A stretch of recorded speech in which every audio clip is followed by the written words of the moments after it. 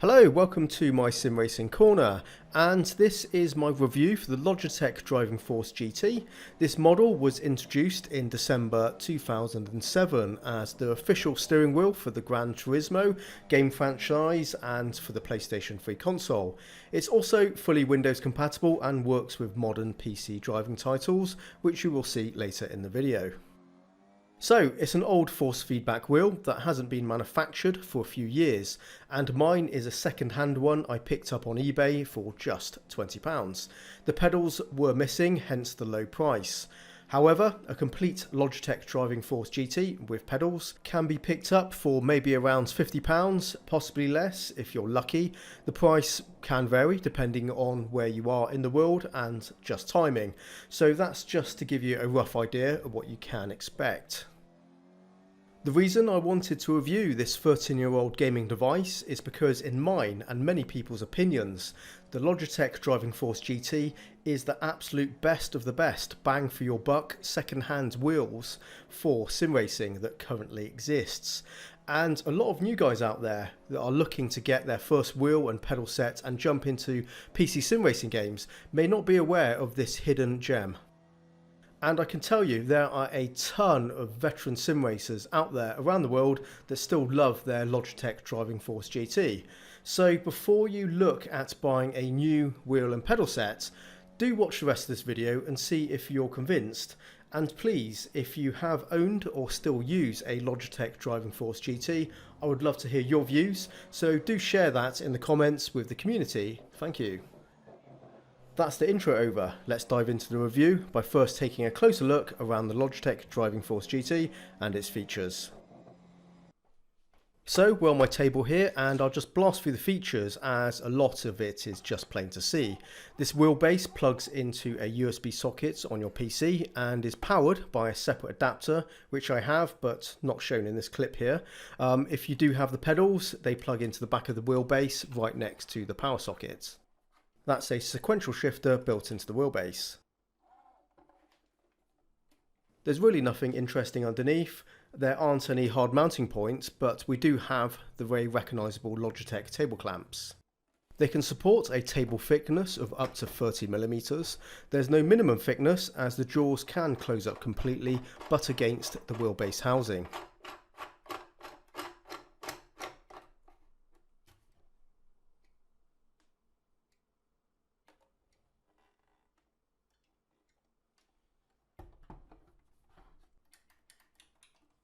Along with that sequential shifter, behind the rim are some not quite traditional paddle shifters moulded into the frame, one on each side for the usual up and down shifts.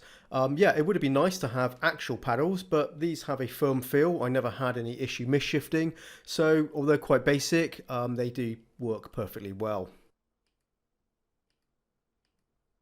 The wheel diameter is 28cm, it's plastic with a rubberized coating for grip.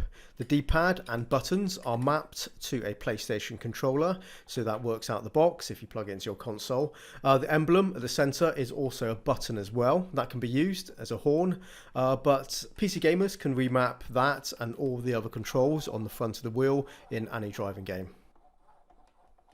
The wheel rotation is 900 degrees, which equals 2.5 complete rotations of the wheel. As I rotate the wheel, you can clearly hear some noise. That's coming from the internal cog mechanism that connects the motor to the wheel shaft.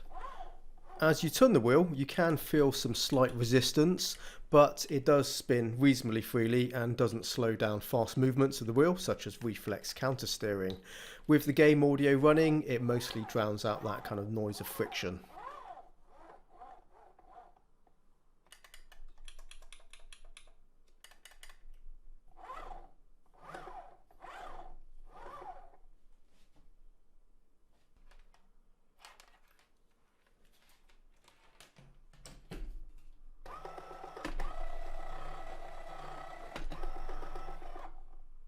So we're powered on, let's get the show on the road and do some testing.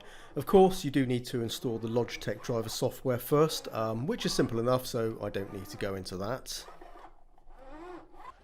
This is Grid from 2019, a Codemasters game, a recent title, and it's working just fine. If you remember, I mentioned at the top of the video I don't have the Driving Force GT pedals, so I'm using separate non-Logitech branded pedals here, which technically should work in combination with my Logitech Driving Force GT with all other driving games as well. However, I did come across some titles which would not allow me to use separate pedals and required the stock Logitech pedals attached to the wheelbase. Just note that for now, as I will come back to this point when we get to those games and my solution. But first I want to talk about the force feedback. There's a motor inside of the wheelbase connected to the steering shaft, and processed telemetry from the game causes the motor to pass these force feedback effects which we feel through the steering wheel, such as the tyres going over bumps and curbs. Collisions also get felt through our hands. In addition, there's counterforce resistance during cornering. I recently reviewed the Logitech G29 and I have to say the force feedback strength and quality of the effects is virtually identical. The Logitech G29 does feature more refined internals and doesn't have that friction noise and rotates more smoothly than the Driving Force GT. Other than that, it's a very similar experience. And that's really good to know. This old wheel is comparable to a newer and more expensive one. Of course, I could cite other differences between these two products, which gives the advantage to the G29. And I would certainly recommend you watch my review for the Logitech G29, so I've linked that video in the description. Moving on to a full-fat sim racing title and one of my favourites. This is a more challenging drive than Grid, and more sophisticated physics and car handling requires more skillful effort to keep the car on the limit and on the track at the same time. And from my personal point of view, for full-on sim titles like ACC, I do prefer the force feedback to be stronger, as it gives you much more detailed information for a greater understanding of the tyre grip. But with practice, you do learn to drive within the limits of the car and indeed the force feedback. It's down to the user really. I'm used to running a powerful direct drive based sim racing setup, so I have a certain expectation and do rely on that heavily on certain force feedback cues which help me understand the car. So swapping over to the Driving Force GT, it did take a few laps to get to grips with the change, and this footage shows I generally had a good run of things, so it didn't take too long to get into the swing of things. Up next, a bit of Dirt Rally 2.0.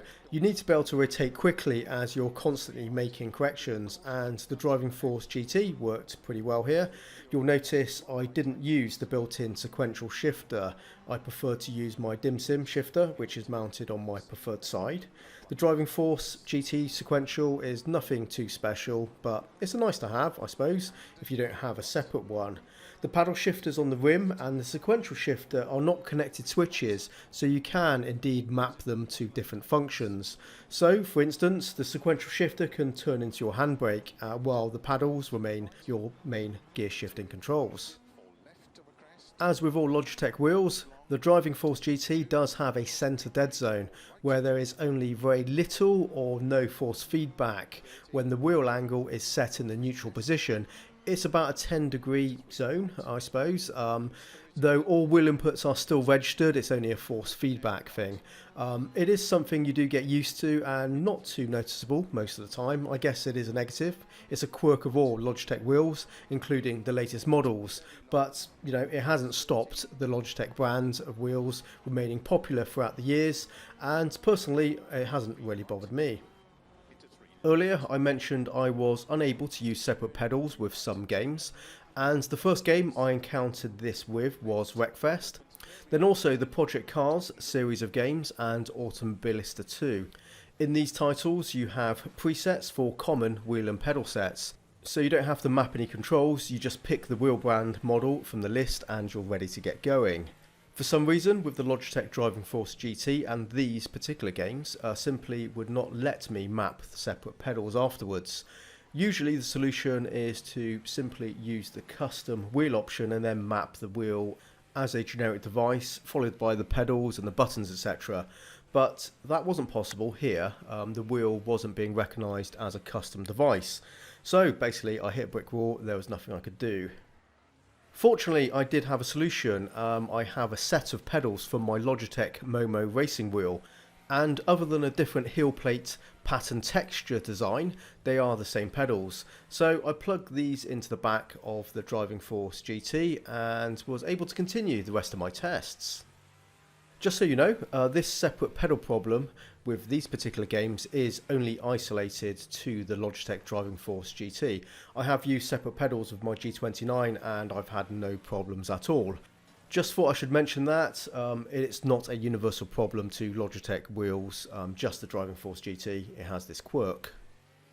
Sorry, I went a bit long on that, but quite important details I think. So I'm going to start wrapping things up with my final thoughts on the Driving Force GT. Well, I am really impressed by the build quality. It is really fantastic. It's over 10 years old and it's in perfect working order. There's nothing loose, it's solid, all the buttons work, it's as if it's in brand new condition. It really is that good. I can certainly thank the last owner for taking care of it for sure, but also thank Logitech for making a durable product that has stood up over the years. This is pretty much typical for all Logitech wheel models, frankly. They build them to last, so if you buy one of these old wheels, you can have a certain amount of confidence knowing they will still have plenty of life in them, even if they are a few years old, maybe even over 10 years old. They could be absolutely fine. Performance-wise, it operates very much like the current generation of Logitech wheels, but for a lot less money. Yes, the pedals that come with the G25 and newer wheels include a clutch and are generally better than the Driving Force GT pedal set. But that's a fair trade-off for its substantially lower price than a second-hand G25 or G27. And that's the thing, you get a hell of a lot of wheel for your money. And this is the best of the best, cheapest wheels you can get. And the low price is not a reflection of its quality or performance. It punches massively above its price points. Basically, if you're looking for your first wheel and pedal set to get into PC driving games and don't want to spend a lot of money, this has to be it. The Logitech Driving Force GT, get this and only this. I can't recommend any alternatives because nothing else exists as good as this, as the Driving Force GT at this sort of money. Of course, you can spend a lot of money, you can spend hundreds, you can spend thousands and get something that outperforms the Driving Force GT for sure. You know, that's not the point of what we're talking about. This is about getting huge value for money, and this is what this product offers. So it's a fantastic piece of hardware, and by demonstrating all these current driving games using this setup, it's basically proof that Logitech Driving Force GT is completely relevant today as it was when it came out over a decade ago. It's a classic and just totally awesome, it really is. And on that positive note, I'm ending this review. So I hope you found something useful in my video today. As always, thank you very much for watching and subscribing. If you are new to my channel, don't forget to check out my other reviews and other bits and pieces. Okay then, well I'll be back soon with something new, as I always am. So until then, happy simming and bye bye.